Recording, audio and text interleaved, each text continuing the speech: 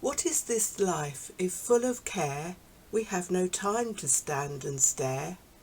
No time to stand beneath the boughs and stare as long as sheep and cows.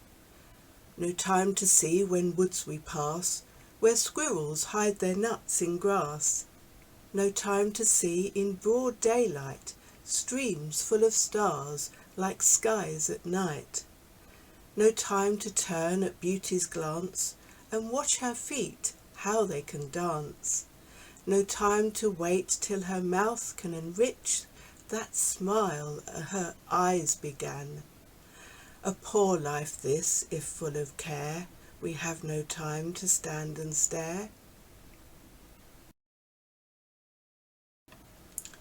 And so we come to the fourth introduction of Stop and Stare.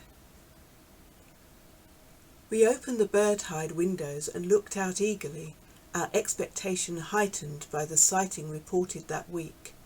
But there was nothing, not even a feather in view. 10 minutes later and we were still watching and about to give up, when a movement in the bushes caught our eye. What was it? A woodpecker? A nuthatch? A warbler?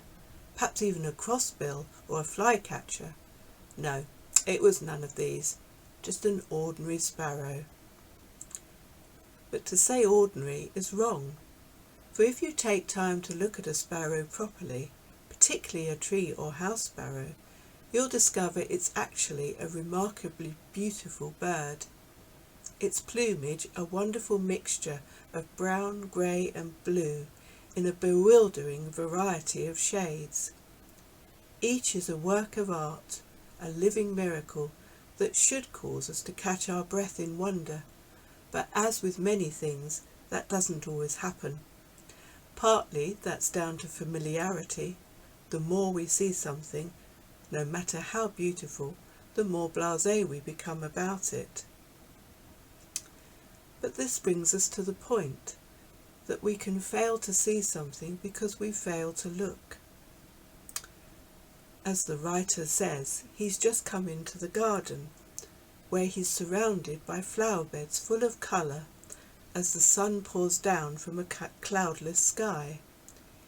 He's seen the plants out of the corner of his eye for the last 10 minutes or so, but only now has he paused to look, to drink in the vibrant shades of red, yellow, green, blue, to marvel at the beauty of the blooms so perfectly formed and delicately patterned, to savour the sweet scents of pinks, lavender, jasmine and honeysuckle, to witness the way the stems rock gently to and fro in the breeze.